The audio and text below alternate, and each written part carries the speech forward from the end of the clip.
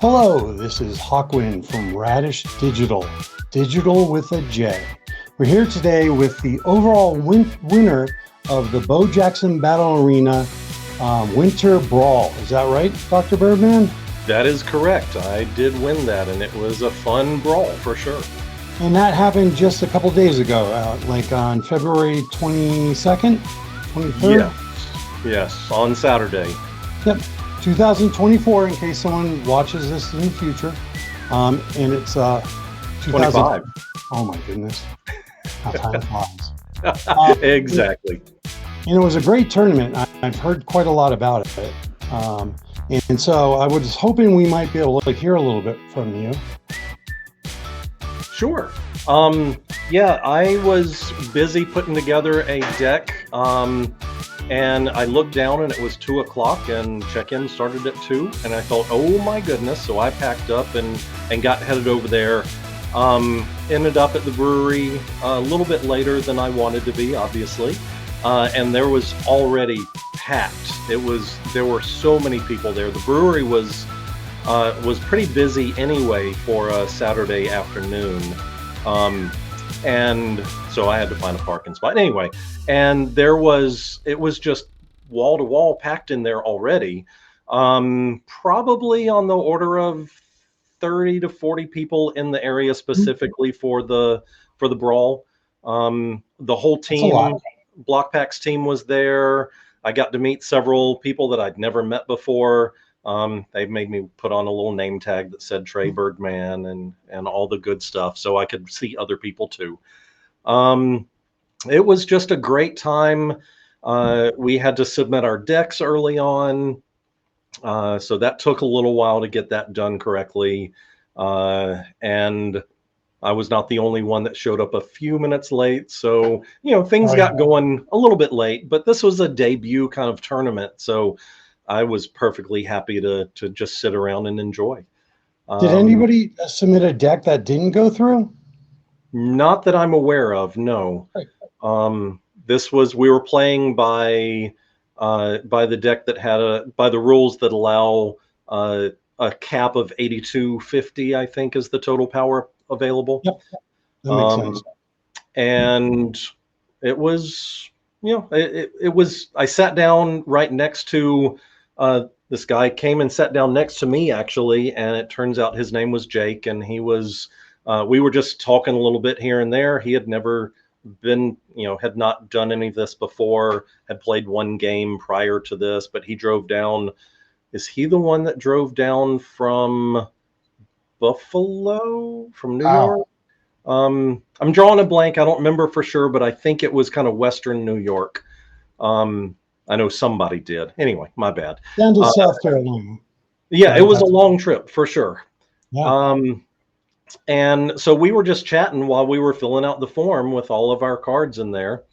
And talked to a few other people along the way. They were busy filling forms out. Got some team members came by, and I got to hug Nancy Margaret and just get to see some good friends from the past. Question for you. What was the age difference, the people playing? Like, was there a big variance?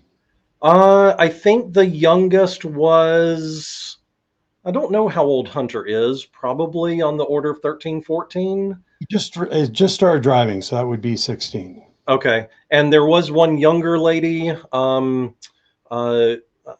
Harkins, drawing a blank on her name right now. Clark. I think Clark is her name.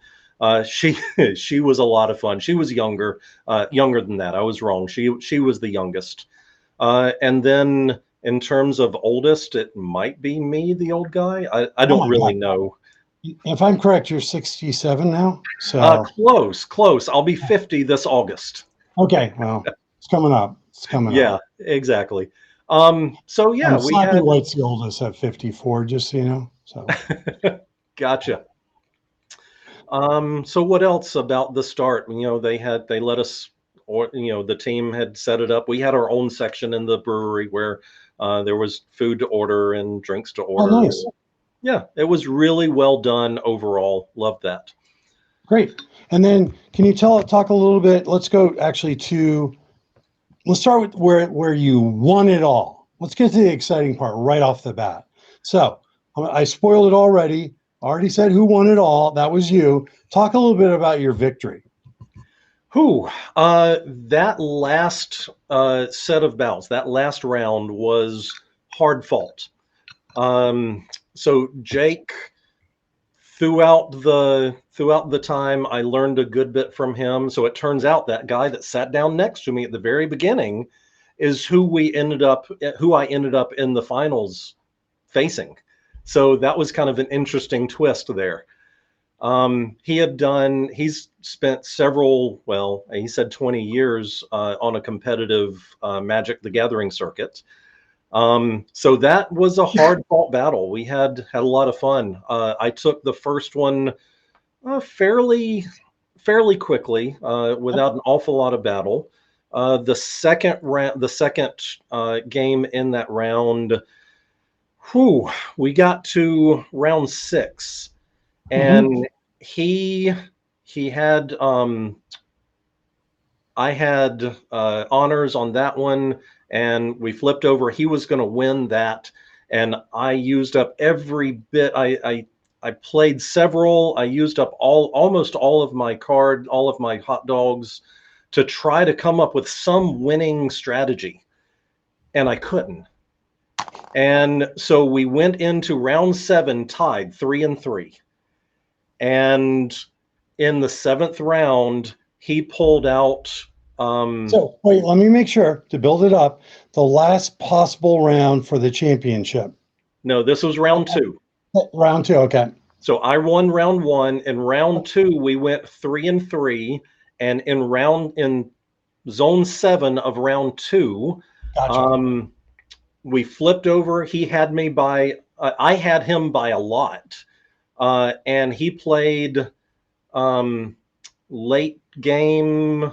Anyway, he had me by a little bit, and he played late game lockdown. So I couldn't substitute, and I had no more hot dogs anyway. I only had the 2 hot dogs. I couldn't substitute.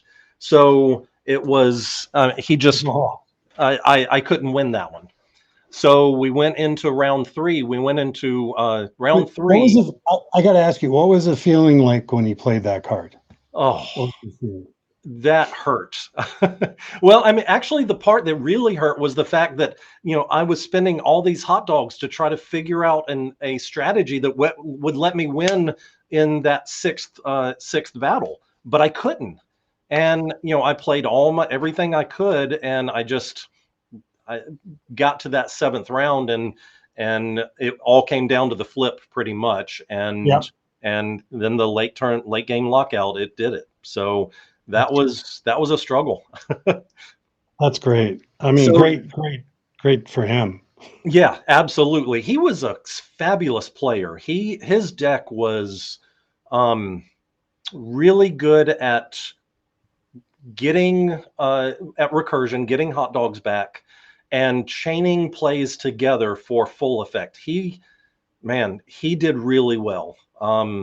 My deck was overpowering. It was overpowered compared to his, but his gameplay made it really tough for me to come out with the win there. Yep. So let me make sure I got that. So his is getting dogs out all the time. Like he had a lot of dogs. Yep. Regaining, and it was about chaining plays, and yours was about overpowering. Yeah. So let me give a little bit of background here. I was sitting at the table filling out my my form for my deck, and Jeff walked by and said, "Hey, Lily wasn't able to be here today. Would you like to play Lily's deck?" So he let me play Lily's deck. He asked me. We've been talking about some plans for the future anyway. So he let me play Lily's deck since she wasn't able to be there. So at that point, I had to scratch all of the things I was writing and restart my submission. And so my deck, had I been playing my deck, Jake would have smashed me. It would have not been even close. So there's something to be said there. Anyway. So I was playing that deck, and yes, it was. Jeff described it to me as super aggro and hot dog recursion. So go Okay. hard, go heavy in the first 4 rounds. Try to not let it get in even into round 6 and 7. Okay. So I guess continuing the story now, getting to the rubber match. We were playing pretty aggressively, pretty closely, and again, it got down to the 7th round, the seventh battle, and this time I had honors, and I was down to, I think I had 4 hot dogs left at that moment. Mhm. I knew I was going to need to, um, I knew I was going to need to substitute. I think. Anyway, it doesn't matter. So I had honors. I played a card to get 3 hot dogs back. Mhm. It was. I'm trying to look back and see what it was. I'm taking notes because this is really good stuff. Yeah.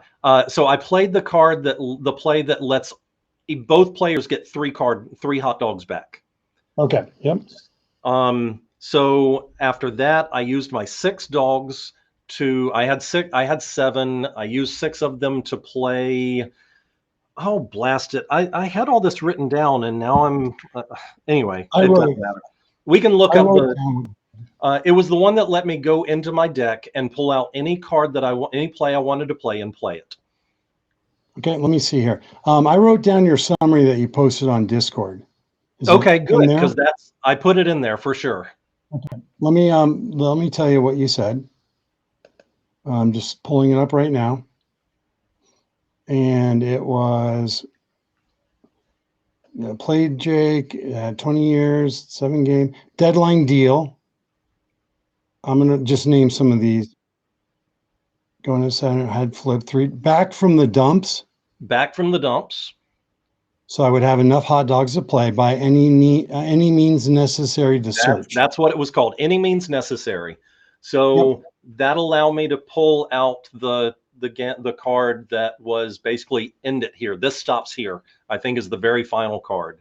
So I needed to get some hot dogs back to be able to search for that card, Yep. and then play this ends here so that my final card, which was the final battle, I had him, and if he could make any plays, I mean, he had tons of hot dogs left, particularly given that I gave him 3 more back.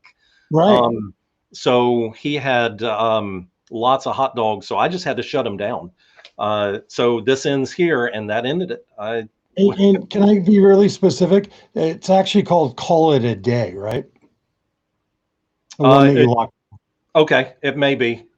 That's what you wrote down at least. Oh, Call it a okay. day, end the battle immediately. Just so Okay. our viewers out there are going to want to, they like the juicy bits, especially people who haven't played much at all or at all. So what happened then at the end is you had the perfect card. He's had so much he could have played at the end because he had so much dogs and to be able to actually afford to play all these plays.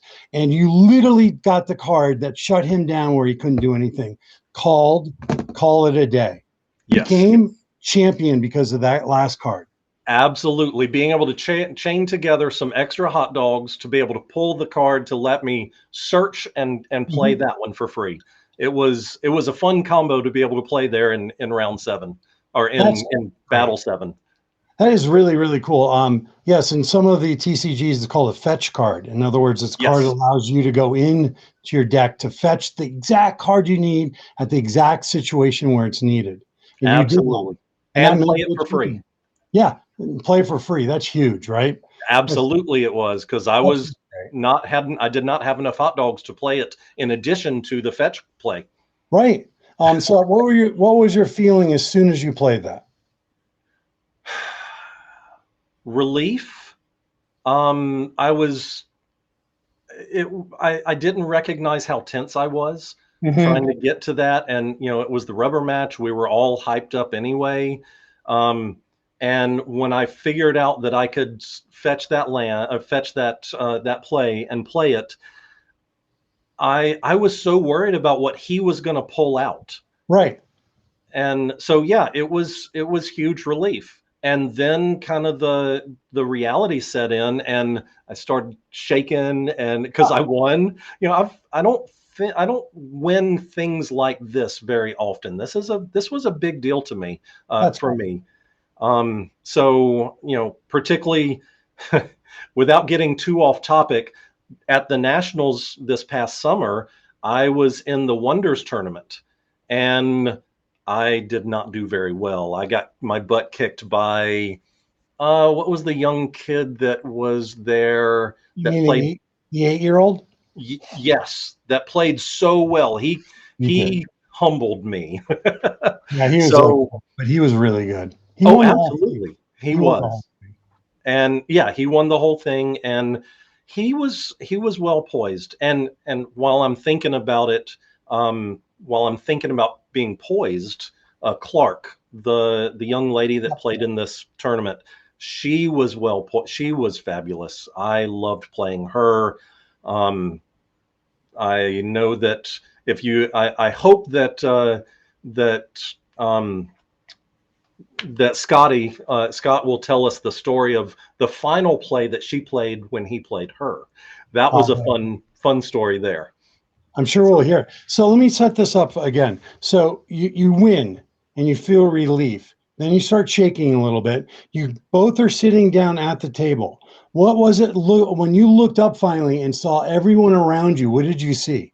What like registered in your mind?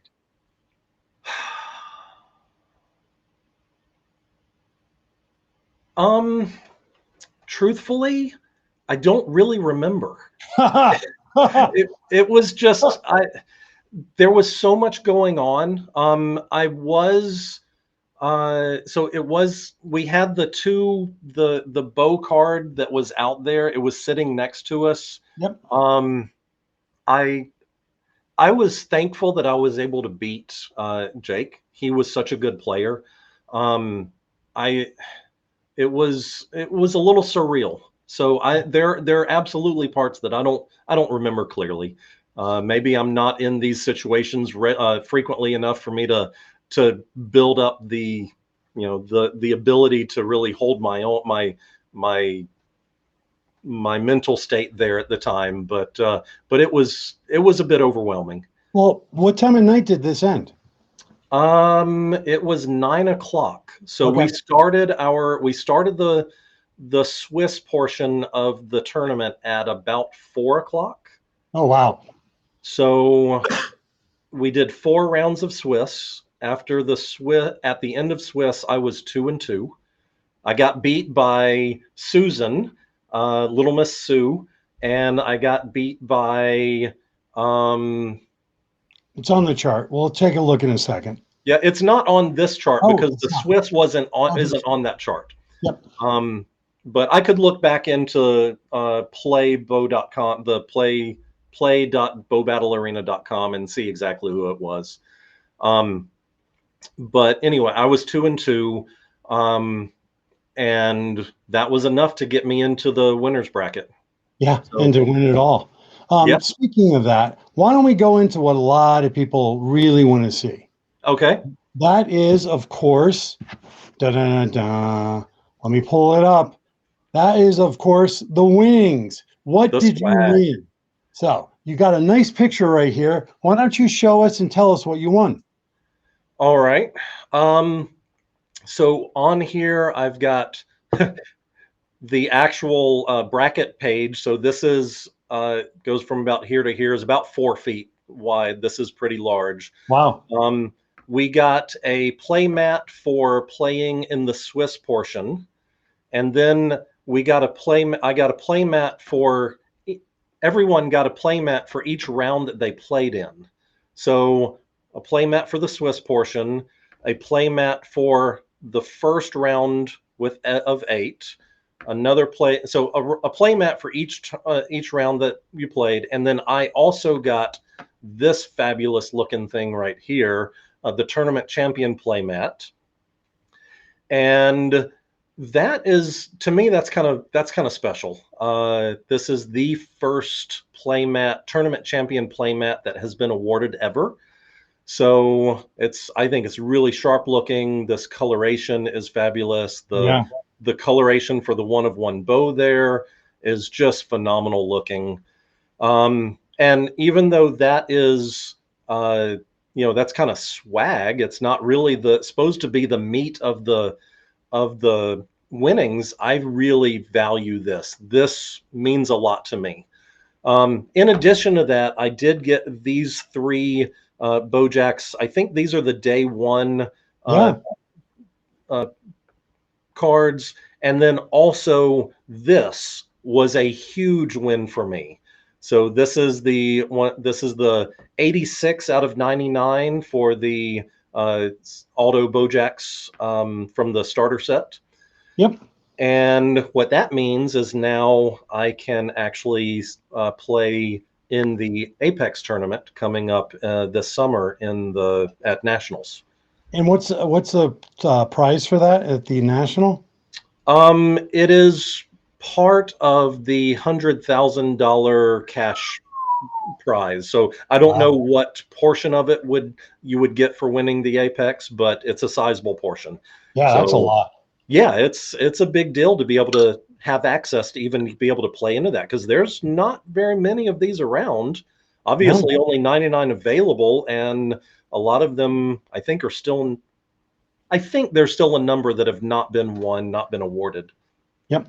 Yeah, I think I had heard something like half have not been awarded or somewhere around there, but I Yeah, don't know. That was a little while ago, so I'm not sure where it's at. And then the exactly. ones below that are Bojacks in portrait mode, which is really interesting. Those are the only portrait mode cards out there at this time.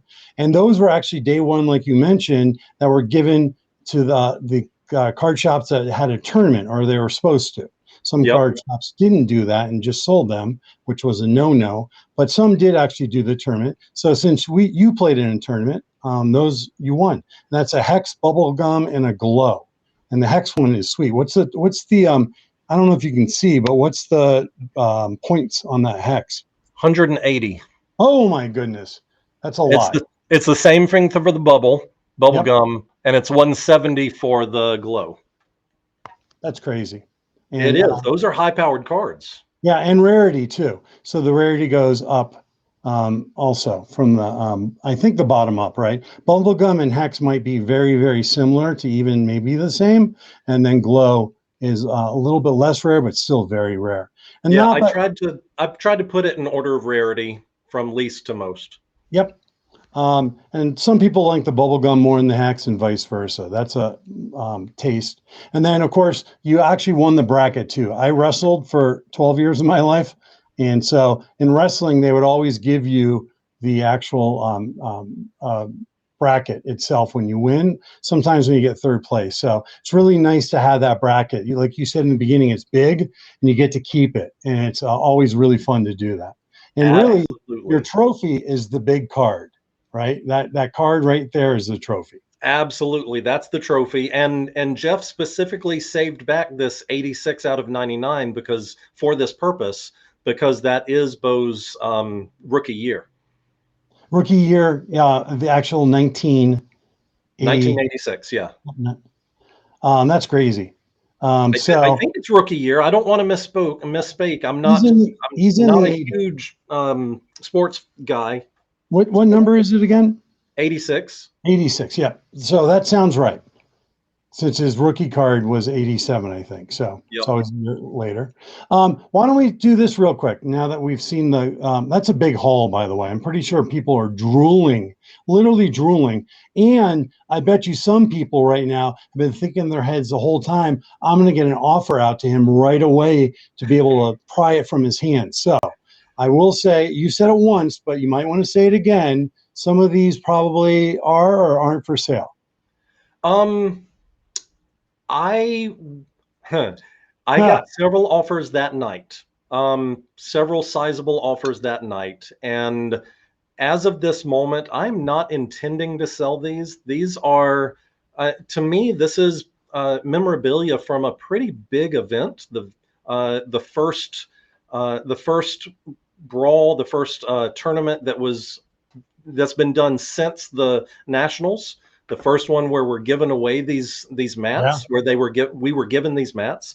So I feel like these are pretty important to me personally. I may consider selling one down the road, and particularly the one from the Swiss portion. I might consider selling that. I know that there was one more of these tournament champion mats given away for a follow-up tournament that happened later, that ran from about 9:30 until close to midnight. Wow. And so there is a second one of those, but it's not for the official tournament that we started, the Winter Brawl tournament. It was a secondary tournament following that. Yep. So yours is the official one. We talked a little bit earlier, and it'd be great if you got provenance for that by maybe getting it signed by Jeff or something saying that this is the first ever Champions mat given out. I think that would be a fabulous idea, and I'm going to have to track him down to do that. Yeah. All right, let's go on. We're almost done with this. I know I've kept you long, but what I really want to know is one thing. Actually, there's two things, but one of them is what cards would you say that you really liked or want, or would advise others to maybe get in their decks? Because a lot of people want to know, like, hey, what works at the tournament? What did you see was hot? So both of the decks that were in the finals and multiple other decks went with a real, I guess you could call it feast or famine, or you could call it studs and duds, where you've got a number of really high value cards. And then to offset that, to stay within the 8250 power range, you've got some of the really low power cards, 55, 60. So that strategy worked really well for my deck, and it was what I was playing against with Jake. Several other people did that. Just so people know, the lowest powered ones are really the cards from National, right, from last year. Those are the ones with the N24 emblem, or from NSCC. Yes. They're the ones with the low one. I just want to point that out if people are looking for them. They go all the way down to 60 power, I think, even. Yep. So that came in this box during the summer. Yep. And there are these little starter kits, and indeed they go down to 55. I think you're right. Yep. And just so everybody knows, there are two exact decks, starter decks, and they actually have 50 cards, I think, in each of them, roughly. I think it's 50. And so you get 100 cards total, somewhere around there. And then I think I've seen them for $150 on eBay was the last price I saw for them. And they sold for 100 at the when they were first given out. So yeah, it's a really good introduction to how to play the game. Yep. It was designed indeed exactly for letting people learn how to play the game. Yep. And there is if you get any of them that are still sealed, there is a 1 in 7 chance there's a box topper in there. So it's a lot of fun. Yep. So I just want to point that out. That's the lowest cards roughly you can get. And then the highest power, what was the highest power that you saw played? The highest power I saw was 200. I had Jeff had put two 200 power cards in the deck I was playing. One was a Bojax, and I'm forgetting what the other one was, but they're beautiful cards and rare. So that was really awesome. So and TCGs is maybe a min max too. So yes, right, absolutely. That's one of them. Any other styles that you saw that did well, or specific cards? Well, I can talk about some specific plays that did well. Yeah. Recursion, getting hot dogs back, was important. There were several other plays. One is, I wish I could remember the names of the plays. You can describe them. So this was one where you switch your power with your opponents. You switch the power between the two heroes, and this is the one that Slappy got hit with by Clark in battle 7. He had her, and she played that and ended it. Wow. And that's so, yeah. What else? Oh, another critical play is the one that allows you to pay one less hot dog. Mm, every And time or so once? Jake had that, and I saw it multiple times, uh, and it really did help him chain together. I mean, anything that's going to help your hot dog economy is going to be huge, particularly for someone who's chaining so many plays together. That one, I need to make sure I've got that in any deck I ever play. Yep, that makes sense. So chaining plays was a big deal. Absolutely. Jeff created a monster deck for Lily to play. Yeah, Uh, and I'm thankful that he did, because even though I do play Magic, once a month, or actually 4 or 5 times a month, probably, I am. I learned from my daughter, Grace, who is a fabulous player, and both she and my wife kick my butt at Magic all the time. My point here is that Jake was a better player than me. He was one of the most skilled players of Boba that I've ever seen. He's just fabulous, and I'm so thankful that he's part of the community. And so anyway, despite his superior gameplay, the deck that Jeff built for Lily allowed me to compensate for that and come out with the win. yep. I think part of that too is going to be this tournament was an exploratory tournament in the sense that Absolutely. people have to understand which cards rise to the top, which combos might work, what are the styles that work. We talked about the min max. You've also talked about there's lockdown. You had specifically mentioned how you won the whole thing with the lockdown, right? You had a fetch card, then pulled out, call it a day, which ends it immediately where your opponent can't do anything. So there's various different things that really come to fruition that you can see work and other things that you can see not work. So now you're going to get people pulling out some of those and actually working it into their decks. So it's really interesting to see how much more deck building will come out of this because of the tournament. Absolutely. We're going to start seeing that meta game that we hear Mhm. talking about in other games. That meta Yep. game and collection is going to be important here too. So what I really heard though from talking to you today is plays are so important. Plays, Yeah, plays, plays. And anybody for the most part can get plays. I know there's some, plays 1 through 16, sometimes a little harder to get. But still, plays are some of the cheaper cards overall, anywhere. and Um, and there are some fabulous plays that are in the commons from 65 on up to wow. 100. There are some really important plays in there too. Yep. And we've heard that, but we haven't seen that necessarily. So it's really great to hear that. And then finally, what are your plans for National? Are you going to get in some tournaments there? You have the card to get in. I intend to. I've got to sort out an actual Apex deck that would be competitive. So the deck that I was putting together for this weekend would not be competitive. So I guess I need to talk with Jeff and see if he's willing to let the first Winter Brawl tournament champion represent him at Apex. Maybe we'll see. I know that in the past, in the discussions, I know that he's been all about trying to have people put together really strong decks and find strong players to represent them in these tournaments. So I think that hopefully we'll be seeing some more actions like that, producing these major Apex decks and finding the right person to pilot them for them. Yeah, I think that's great. Like a stable. So, there's someone that has the decks, and then has a couple people or group of people that actually will play them. And then they have some kind of agreement that we don't hear about on splitting the winnings or however it might be. I think it's a Exactly. great, great idea. Yep, no question.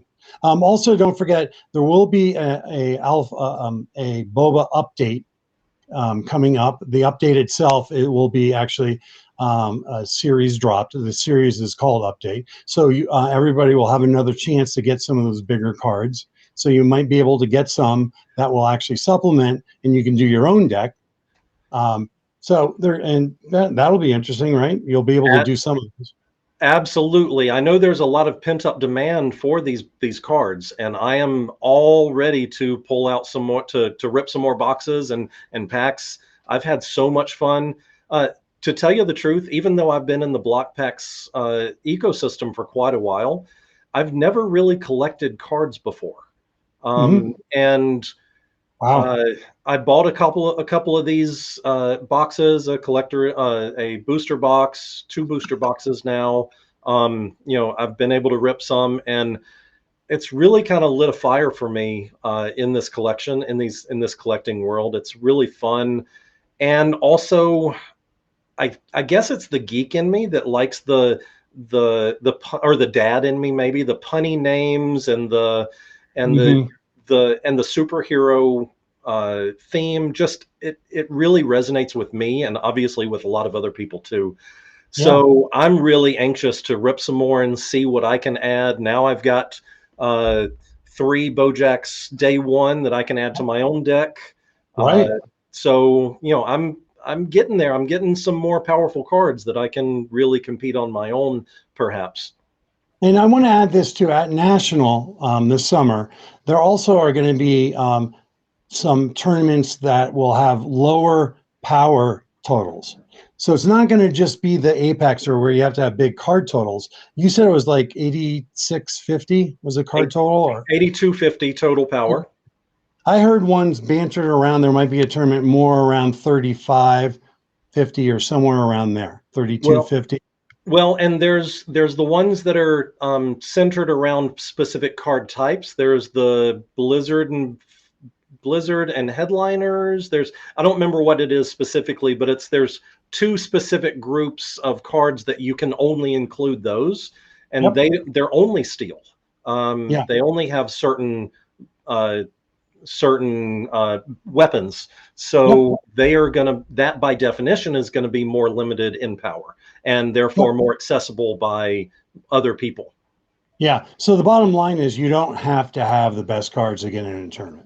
Absolutely. And so indeed, I'm hoping that I'll be able to represent somebody else with Apex and then have my own deck Right. to represent myself in one of the other tournaments around there. So it All sounds like there's going to be a number of different possible, not just one or two. There's going to be a number of different sections or tournaments, however you want to lay it out there.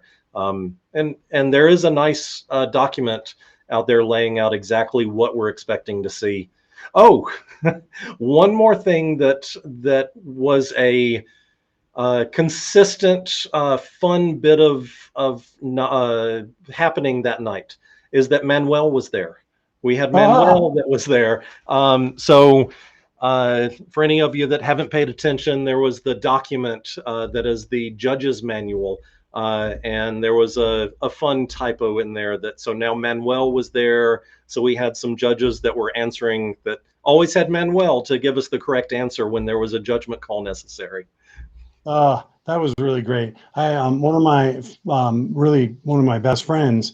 I gave him the rules because we play Magic for the last 20 years, once a month in my play group, and he's like, "I got to tell you right away, Chris, that it's misspelled, right on the title. It's supposed to be Manual, not Manuel." And he's like, "You might want to tell the guy who owns it right away." And I was like, no, let's just see let's let it go and see what happens. So I haven't told them that it's actually supposed to be that way. Indeed, when Jeff recognized that it was a typo, he laughed out loud, Hmm. and he decided that we're just going to lean into it, and I like it. That's It gives a little bit of fun, some levity, but also we know exactly what we're talking about. If we say Manuel, we need a Manuel, then we know what we need. that's great. My last question is: Are you actually ranked number one in the world now? I am not because I did so poorly in the summer, the tournament that happened at nationals. I was 50 at after that tournament, which I'm pretty sure there were only about 43 in it. No, anyway, I was ranked number 50, and now I've jumped up to number 9. So I'm a top 10 ranked player in the world right now. So just to get this correct, there's been two tournaments. You finished first place in one, and you're only ranked 9 in the world. Yes, absolutely. Okay. Yeah. Yeah. And you That's can something. see that in the play.boba.com, Boba Battle Arena, that uh, app that is the website that it works with Card.io, Card.io. Yep. Um, that is that's got all of it in there, and indeed I've used that several times to go through and see who I played and how who did I play in each Swiss round and all of that. So that's been fun to go through and be able to recreate uh, some of the action, so I can actually remember what was going on, given my over being the how overwhelmed I was at the end of the tournament. That makes sense. My last question to you is, what was the deck's name that you won with? Um, I Jeff did not name it. I think I called it Lil. I named it something referencing Lily. I wanted it to be, since it was her deck. So I think I called it Lil Deck or some. Lil.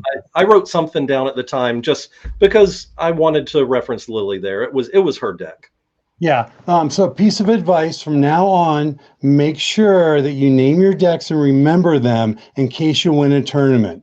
That's just a piece of advice. It's a pretty good one. At So just Thank remember. you. I will absolutely do that. Now that I have been in that position, I will remember it firsthand.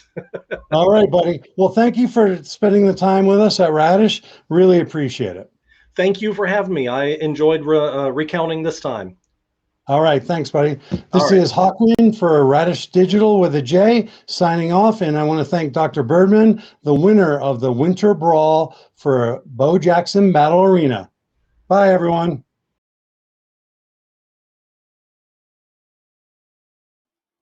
Thanks, Joe. Thanks, Joe. Oh, is that you? Oh my God. Oh, you go there. Sorry.